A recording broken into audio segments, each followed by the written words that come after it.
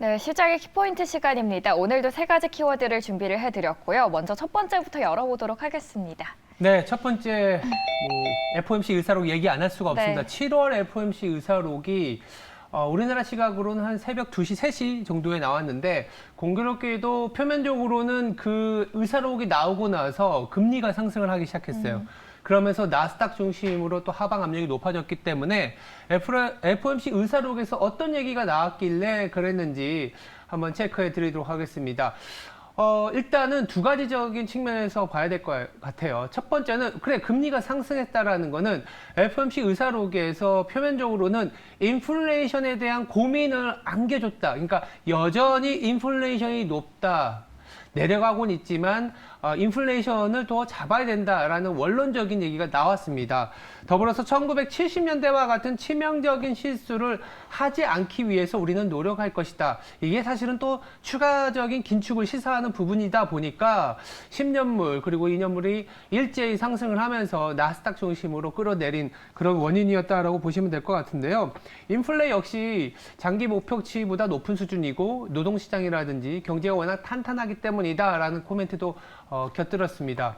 이런 상황에서 이제 리세션, 경기 침체에 대한 전망을 철회했다라는 부분들은 좋게 해석할 수도 있지만 지금 같은 분위기에선 야, 이거 더 긴축하는 거 아니냐 이런 우려를 자극을 시켰기 때문인데 사실 근데요, 이렇게 금리가 오르고 주가가 하락을 했으면 우리가 흔히 보고 있는 CME 패드와치 에서 9월에 그러면 금리 인상 확률, 그럼 11월에 금리 인상 확률은 어떻지 보면 어제와 그리고 일주일 전과 크게 변한 건 없었어요.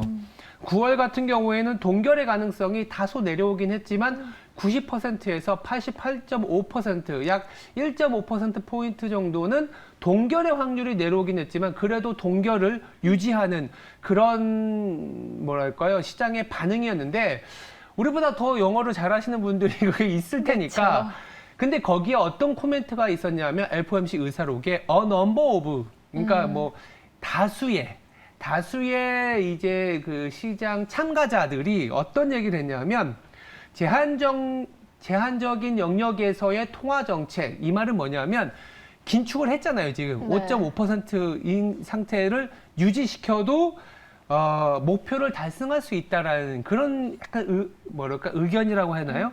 이런 의사록의 어떤 코멘트가 나오다 보니까 금리 인상 가능성은 낮추는 것이다. 이게 참 어려운데 제한적인, 지금도 5.5%는 상당히 높은 수준이니까 그렇죠. 이게 인플레이션 압력을 줄여줄 수 있는 수준이다라는 건 인정했다라는 거죠. 그러다 보니까 FOMC 의사록 이후에 시장 반응은 금리가 좀 안정되다가 튀었고 주가가 하락을 했지만 9월에 FOMC에 대한 동결의 가능성은 여전히 높은 수준이라는 거죠. 자, 금리 인하는 아니고 5.5%의 금리를 유지시키는 거에 대다수의 어떤 시장 참가자들, 그리고 a number of라는 단어를 쓰면서 제한적인 영역에서의 통화 정책이 인플레이션을 낮추는 목표에는 달성할 수 있다. 이 정도로 한번 해석을 해보는 것도 나쁘지 않을 것 같습니다. 1970년대 실수를 다시 반복하지 않겠다. 그러면서 네. 9월에 이제 CME 패드워치 인상 확률을 보니까 동결 가능성이 여전히 높다라고 판단이 되고 있습니다. 자, 두 번째 키워드 열어볼게요. 두 번째 키워드는 좀 엔비디아, 뭐 잘 아시잖아요. 이렇게 매크로 얘기를 하는데 왜 갑자기 기업 얘기냐라고 했을 때 이 엔비디아가 어쩌면 이제 킹메이커, 게임 체인저 역할을 해줄 수 있지 않을까라는 측면에서 말씀을 드려보고 있습니다. 최근 일주일 동안 월가에서는 저희들이 찾아봐서 그런 건지 모르겠지만 엔비디아와 관련된 코멘트 내지는 레포트가 상당히 많이 나오고 있어요. 아무래도 다음 주에 이제 실적 발표를 앞두고 있기 때문이기도 한데 우려와 달리 지금 뭐 말씀드리면 모건 스탠리, 시티, 웰스파고 등 대부분의, 아니면 우리가 이름만 거론해도 괜찮은 하우스에서 엔비디아에 대한 TP, 즉 목표가를 상향 조정하고 있어요. 되려. 무슨 얘기냐면 생각보다 실적이 비트할 가능성이 높다. 시장의 예상치에 맞추거나 높게 나올 가능성이 높다라는 측면에서 얘기를 하고 있는 거고, 물론 간밤에 엔비디아도 하락을 했습니다. 한 1% 정도 하락을 해서 지금 한 430달러 정도 수준인데 대부분의 목표가가 지금 500달러, 경우에 따라서는 600달러까지 보는 하우스가 나오기 시작했습니다.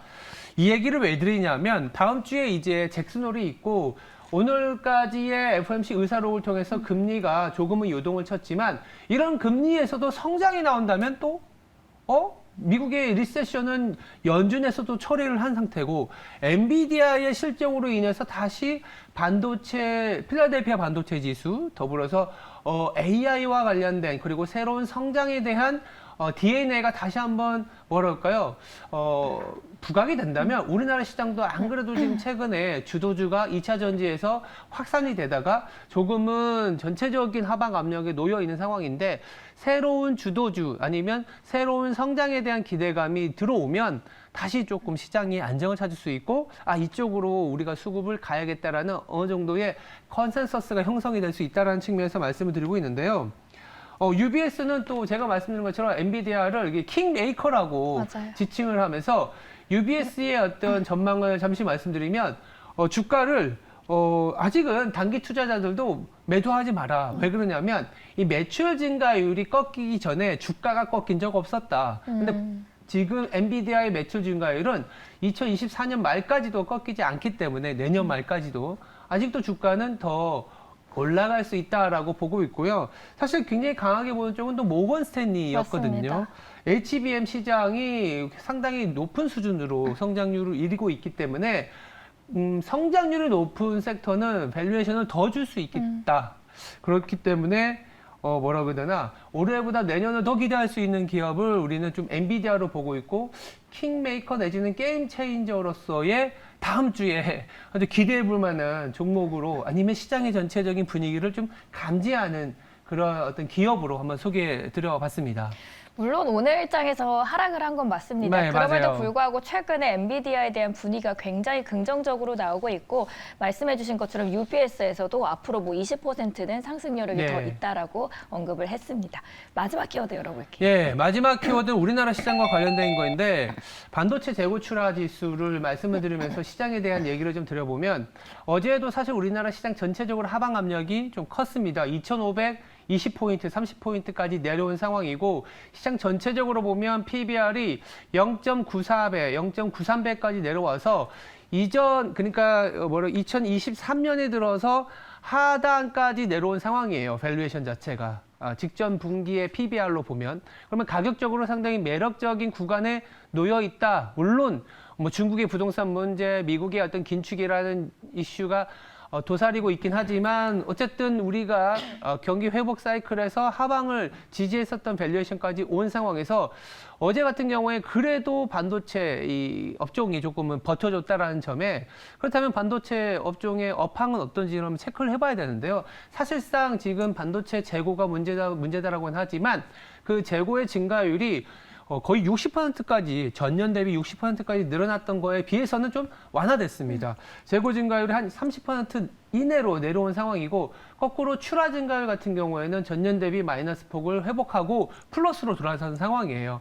지수 자체는 4월부터 저점을 이뤄서 올라가고 있고 재고 자체가 조금 여전히 높은 수준이다라는 얘기는 있지만 그래도 5월의 고점으로 내려오고 있는 상황이라는 거죠. 그렇다면 지금 뭐 지난번에도 말씀드렸지만 7월, 6월, 7월에 일본에서의 웨이퍼 수출량이 급증했던 부분들, 대만의 수출이 그래도 예상치보다는 나았던 상황들, 그리고 여기 우리나라의 반도체 재고 출하 지수까지 본다면 반도체 자체가 시장의 버팀목 내지는 안전판 역할은 해줄 수 있다는 측면을 조금은 뭐 토대로 봐야 될 것 같아요. 그렇게 보면 이제 우리나라 시장 자체가 반도체가 안정이 된다라는 거는 PBR 밸류에이션으로 봤을 때 0.93배, 0.94배이게 되면 사실은 시장 자체로는 좀 박스피의 하단이지 않을까라는 얘기를 말씀을 드리는 거고요. 더불어서 삼성전자 같은 경우에도 PBR로 1.5배 이상 넘어가던 사이클이었어요. 직전에 주가가 좀 오르다가 만 게. 이게 더 추가로 가기 위해서는 약간의 어떤 수출 증가율 플러스를 보여주고 이래야 되는데 지금 한 1.3배까지 다시 내려온 상황이라서 가격적인 부담도 사실 좀 많이 덜어냈습니다. 그래서 내외적으로 특히 중국과 미국의 어떤 우려 요인을 상당히 받고 있는 상황에서 그래도 반도체가 버텨주는 사이클은 저는 8월 중하순은 가능하다라는 얘기를 들으면서 지금 가격의 시장은 그래도 밸류에이션이 높은 수준이다. 이런 얘기를 좀 드려보고 싶습니다. 오늘 일정에서는 FOMC 의사록으로 인해서 시장의 하방 압력이 가해지긴 했지만 그래도 새로운 트리거로 네. 반도체 쪽으로 눈이 쏠리고 있다는 점 참고를 해보시면 좋을 것 같습니다. 오늘도 이렇게 세 가지 키워드로 요약을 해드렸습니다.